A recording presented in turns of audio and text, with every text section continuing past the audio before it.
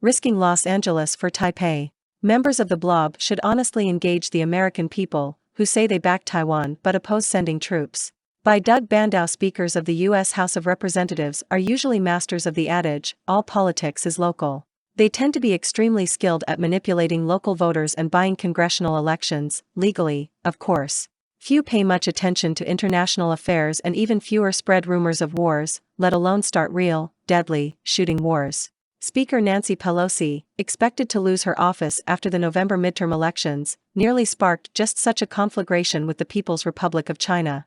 That wasn't her intention, of course, but her recent visit to Taiwan triggered a near-hysterical reaction in Beijing. Chinese officials, with a major party congress upcoming, grow incensed at any hint of foreign support for Taiwanese independence aspirations.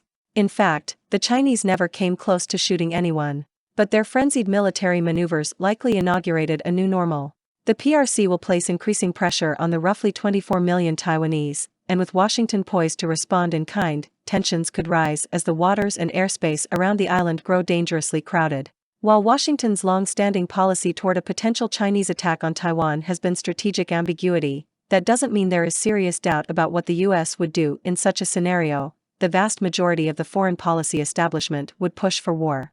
The ambiguity is directed at Taipei, lest America's erstwhile military client take U.S. support for granted and act as recklessly as Pelosi, perhaps by declaring independence, which likely would trigger a Chinese military strike. Taiwan, to be sure, is a valued friend. But is it worth nuclear war? Although no one in Washington wants conflict with the PRC, current U.S. policy risks just such a conflict.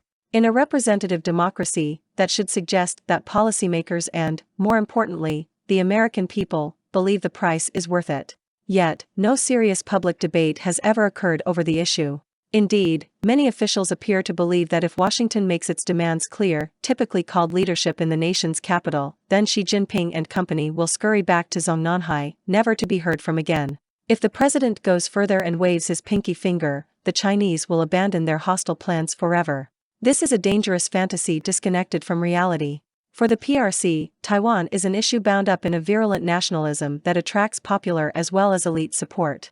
The island, barely 100 miles off the mainland, was seized by Japan in 1895, during what the Chinese call the Century of Humiliation. European nations, Japan, and America ruthlessly carved out territories and concessions from the decrepit empire and weak republic.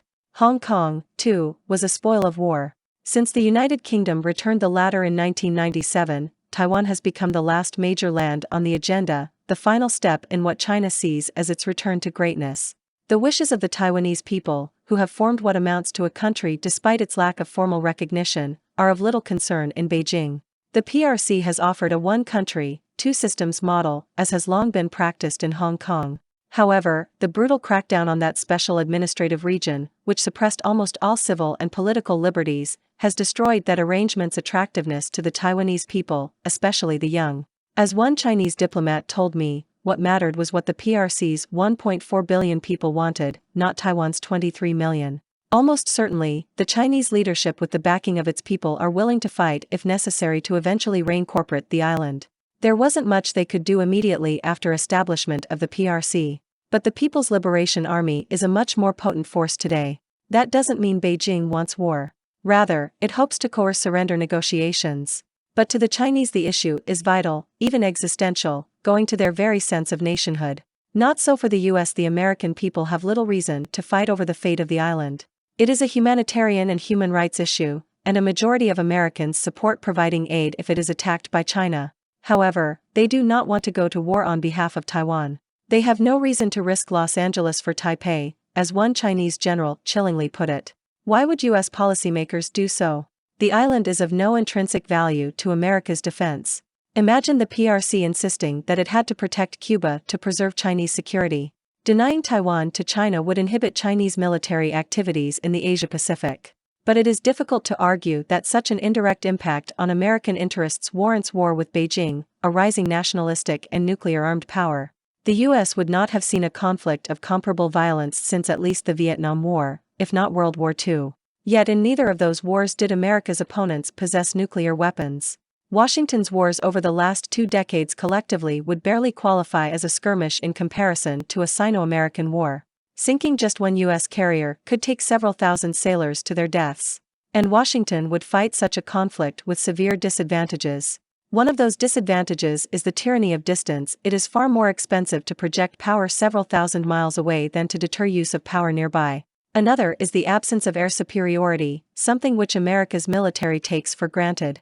In contrast, Beijing could rely on mainland bases while operating 100 miles from home. Even access to Allied facilities would not offset China's inherent edge.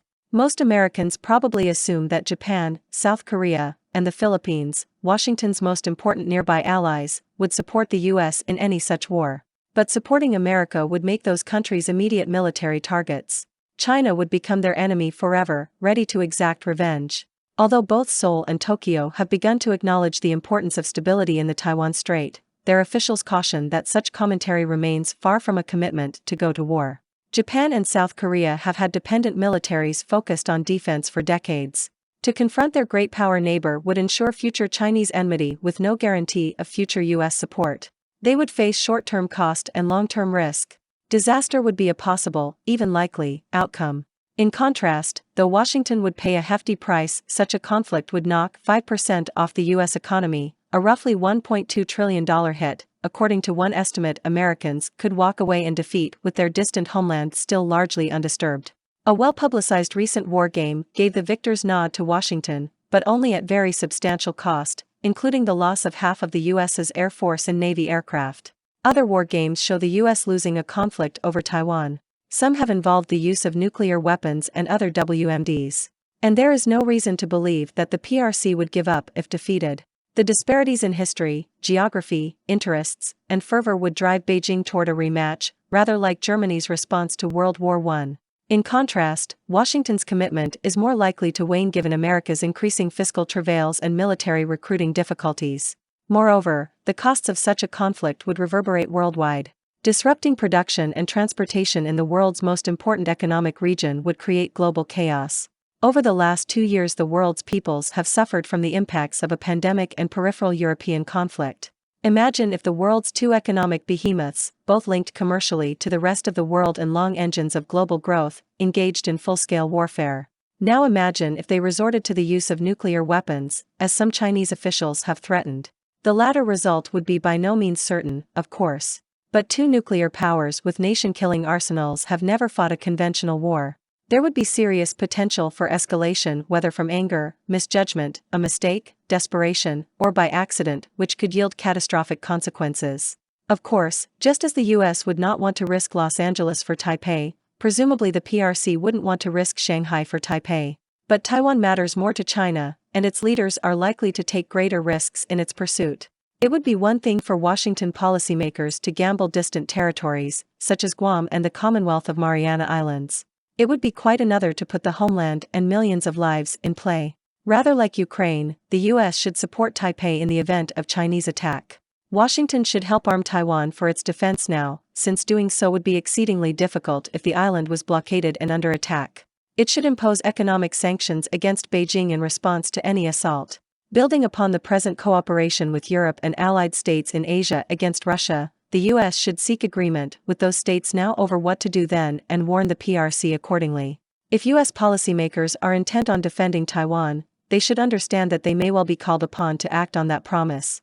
Given the island's importance to not just the PRC but the Chinese people, deterrence may be likely to fail. The cost of the resulting conflict could prove higher than any other in U.S. history. Members of the blob should honestly engage the American people, who say they back Taiwan but oppose sending troops.